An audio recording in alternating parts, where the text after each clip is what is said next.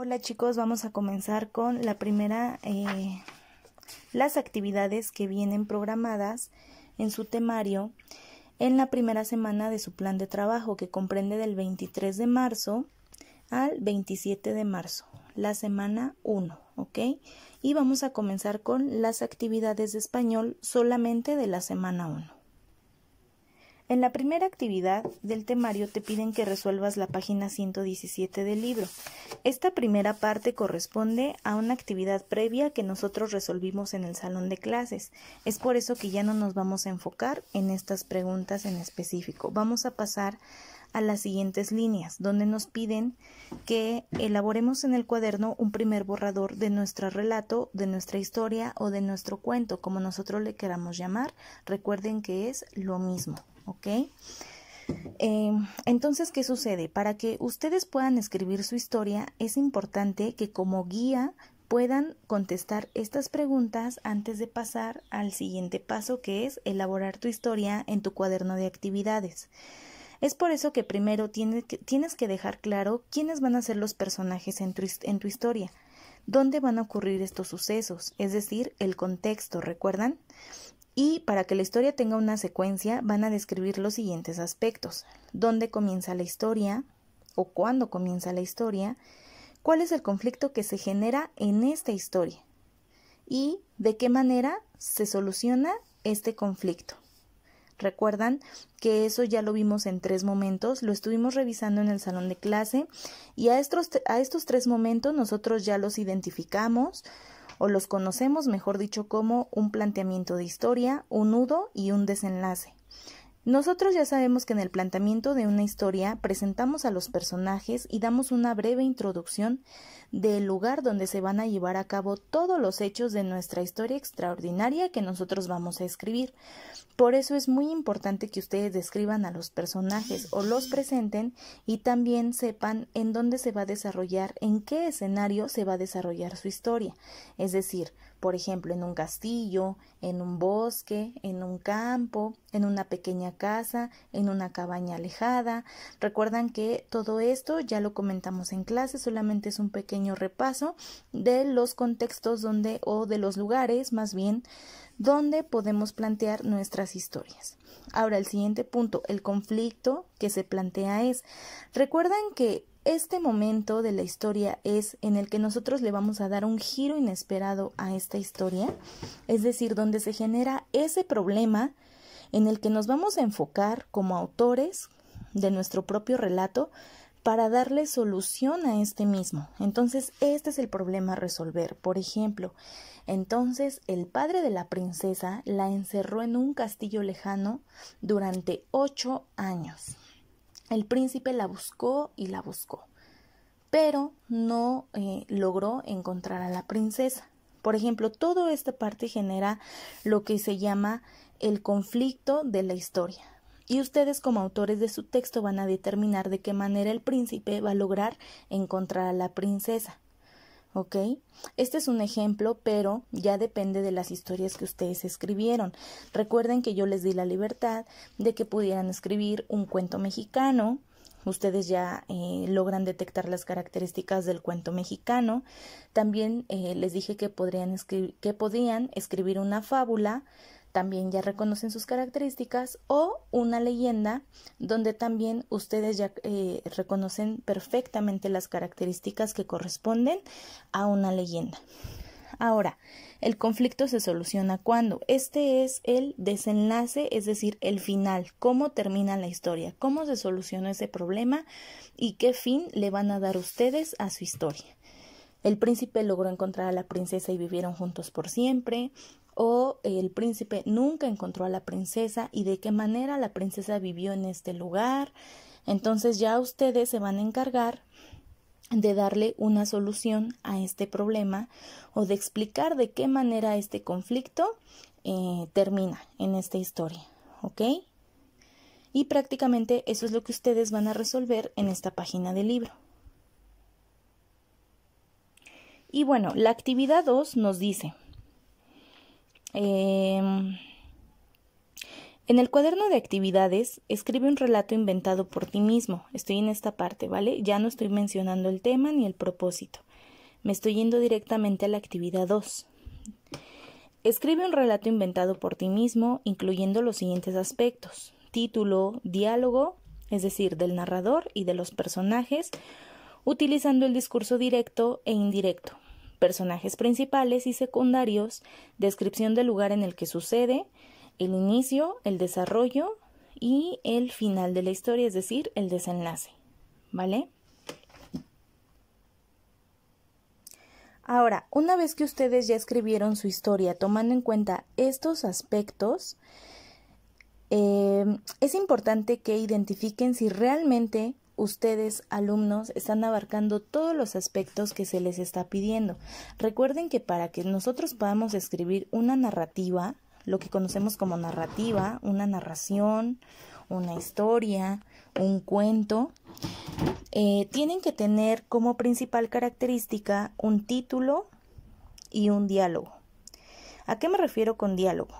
Es decir, esa conversación que se entabla entre los personajes o esa descripción que el narrador, más bien esa forma que el narrador tiene para contarnos a nosotros como lectores la historia que estamos leyendo, la historia que ustedes mismos escribieron, ¿ok? Entonces es importante que siempre tenga un título y un diálogo. Ahora, tenemos que utilizar el discurso directo e indirecto. Esto también ya lo estuvimos checando en clase. Recuerden que el discurso indirecto viene del narrador, es decir, el narrador no está teniendo un discurso directo, por ejemplo, con nosotros como lectores. Él simplemente está contando una historia. Pero en el discurso directo, los personajes sí están contando una historia, ¿vale? Es decir, entre ellos están entablando una conversación. Por ejemplo, entonces la oruga le dijo al león. Ahí el narrador nos está diciendo que la oruga le dijo al león. Eso es un discurso indirecto. Pero en el momento en que el león comienza a entablar una conversación con la oruga, podemos dar por hecho que ya es un discurso directo. Por ejemplo, oye, tú, ¿por qué tienes ese cuerpo tan extraño y tan pequeño? Oruga. ¿Y a ti? ¿Por qué te interesa saber de mi cuerpo, si tú eres demasiado grande y fuerte? Aquí lo que podemos identificar, alumnos, es una conversación directa entre los personajes de la historia, pero en el momento en el que el narrador habla, ya hablamos de un discurso indirecto. El discurso solamente es directo cuando los personajes interactúan directamente en un tiempo presente, ¿vale? El narrador nos está contando una historia que ya sucedió en determinado lugar en un tiempo pasado. Eso también lo estuvimos revisando en el salón de clases, ¿vale? Para que lo toman en cuenta. Personajes principales y secundarios. Recuerdan que hablábamos de quiénes van a ser los protagonistas de la historia, en torno a quién va a girar toda la historia, quiénes van a ser los que van a estar en el final de la historia. Estamos hablando de los personajes principales, pero los que van a generar y van a contribuir a toda la circunstancia que ustedes generen son los personajes secundarios. Entonces, no nada más tienen que especificar, o la historia no solamente se va a explicar en torno a los personajes principales, también ustedes van a identificar los personajes secundarios que no necesariamente son los protagonistas de esta historia que ustedes mismos van a escribir. Y bueno, también nos pide la descripción del lugar. Esto por lo regular viene en el inicio de la historia, ¿recuerdan? Como se los explicaba anteriormente, van a describir en qué lugar se van a dar todos estos sucesos, en un castillo, en una cabaña, en un campo, en un bosque, etc. Y los 3 momentos de los que hablábamos: inicio, desarrollo y desenlace. Inicio, desarrollo y desenlace. En la historia que ustedes escriben es muy necesario que yo pueda identificar esos 3 momentos que ustedes están utilizando.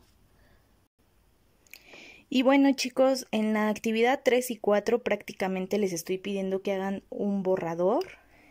Me parece que es borrador 1 y borrador 2. Si lo podemos checar, Aquí en la actividad 3 nos está diciendo que escribamos la historia considerando los elementos de la página 118. En caso de que a ustedes se les haya olvidado añadir algo, por eso es importante que vuelvan a leer la historia que escribieron, y si ustedes detectan que olvidaron algo o no están totalmente convencidos de que su historia cuenta con todos los elementos que ya mencionamos hace un momento, en la página 118 del libro de texto de español, ustedes pueden identificar estas características nuevamente. A ver, yo como alumno, al escribir mi historia, estoy identificando que esta lleva un título, tiene un narrador, estoy tomando en cuenta los personajes principales y secundarios, estoy describiendo los escenarios, sí, no, a ver, si no, pues es momento de que yo vuelva a escribir mi historia, tomando en cuenta ya la descripción de escenarios, porque en la primera que escribí se me olvidó, pero en esta que voy a volver a escribir va a ser la misma historia, pero ya voy a integrar este aspecto que yo había olvidado. Por ejemplo, tiene un planteamiento, un conflicto, un desenlace. Cada uno de estos puntos ustedes deben valorarlos para saber si no olvidaron integrar alguno de estos aspectos. Y lo mismo para su segundo borrador, se les está pidiendo que consulten la página 119 y también ustedes vean si están utilizando el tiempo pasado en el momento en el que el narrador está contando la historia y el tiempo presente en el momento en que los personajes están entablando un diálogo, un discurso directo. ¿Recuerdan? Lo acabamos de mencionar también hace un momento. Estoy utilizando signos de interrogación, exclamación, acentos, comas, espacios. ¿Sí? ¿No? Ok, en caso de que no, voy a volver a escribir mi historia tomando en cuenta estos aspectos. ¿Por qué es necesario que ustedes realicen esto? Es una forma de que ustedes aprendan el proceso de la escritura, de cómo escribir historias. Por este proceso pasan todos los autores que ustedes leen, todas esas historias extraordinarias que a ustedes les gusta leer en sus libros de texto, están escritas por autores que siempre tienen estos momentos. Los borradores sirven para identificar errores y poder corregirlos. Sin embargo, hay un aspecto aquí muy importante. Yo les pido que algún miembro de su familia lea su historia y también ellos como lectores les pueda dar la opinión que tienen acerca de la historia que ustedes escribieron.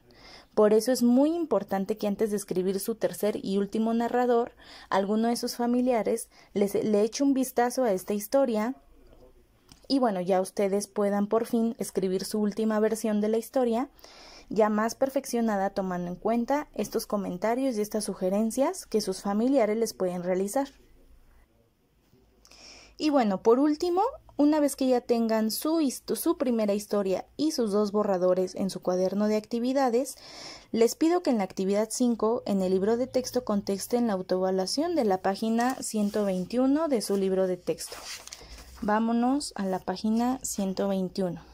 Aquí prácticamente ustedes van a evaluar el proceso que llevaron a cabo para escribir su historia, para ser propios autores de sus historias, ¿vale? No creo que tengan mayor problema al contestar esto. Sin embargo, si tienen dudas, lo podemos checar en la transmisión en vivo que vamos a tener a partir de mañana viernes. Ya sus papis tienen los horarios de estas transmisiones. Yo les estaré haciendo llegar la liga para que la puedan abrir y puedan enlazarse directamente conmigo en vivo y puedan resolver cualquier duda en torno a esta autoevaluación y a las actividades que desarrollaron para escribir su historia, ¿vale? Rápidamente aquí un ejemplo. En el primer recuadro dice: identifico aspectos relevantes de los personajes y los escenarios en narraciones. Si ustedes identificaron los aspectos de los personajes y los escenarios en su narración, van a saber que lo hicieron muy bien o lo hicieron algunas veces, en algunos momentos, tomando en cuenta los borradores que escribieron, o simplemente necesitaron de ayuda para poder hacerlo ya que se les dificultó identificar estos aspectos. Y así, sucesivamente, van a ir contestando los siguientes campos. ¿En qué se proponen mejorar? Esta ya es una pregunta más personal. Ya cada uno de ustedes van a saber si se proponen mejorar en ortografía, por ejemplo, en los signos de puntuación, a la hora de utilizar los espacios, dejar espacios a la hora de pasar de un renglón a otro, de un párrafo a otro, a la hora de utilizar sangrías, a la hora de respetar los márgenes de su cuaderno de texto. Todo lo que ustedes crean que, en todo lo que ustedes crean que ustedes pueden mejorar, aquí es el momento de que me lo puedan hacer saber. ¿Vale? Entonces, ahorita estamos terminando ya con español. Estas son las actividades de la primera semana de español y vamos a pasar a matemáticas. Bien, chicos, pues ahora estamos pasando a los temas de la primera semana. Recuerden que estamos en las actividades de la primera semana. Ya explicamos las actividades de español. Ahora vamos a explicar las actividades de la primera semana de matemáticas, ¿ok? Seguimos en la primera semana. Todavía no se enfoquen en las de la segunda semana. Esas actividades ya las vamos a estar revisando en la siguiente semana, ¿ok? Ahorita vamos a enfocarnos en la primera semana y en su temario vienen las actividades en la segunda hoja, ¿vale? Entonces vamos a explicar rápidamente una explicación global de lo que comprenden estas actividades a partir del 23 de marzo hasta, el 27 de marzo, donde generalmente no hay una actividad. La última actividad está programada para el 26 de marzo. Si se dan cuenta, son 3 días de trabajo en matemáticas durante la primera semana de actividades, ¿vale? Y bueno, pues espero que hasta el momento no estén surgiendo tantas dudas. Vamos a comenzar con la actividad de la página 124, cuántos eran. Rápidamente explico qué es lo que tienen que hacer aquí. Me voy a detener, no voy a explicar como tal todas las actividades una por una, porque aquí lo importante es que ustedes aprendan a resolver este tipo de desafíos que se les ponen en cuanto a los temas que vamos revisando. Pero sí me voy a detener en aquellos temas que yo considere que a ustedes se les puede resultar un poco complicado llegar a resolver ese tipo de problemas, ¿ok?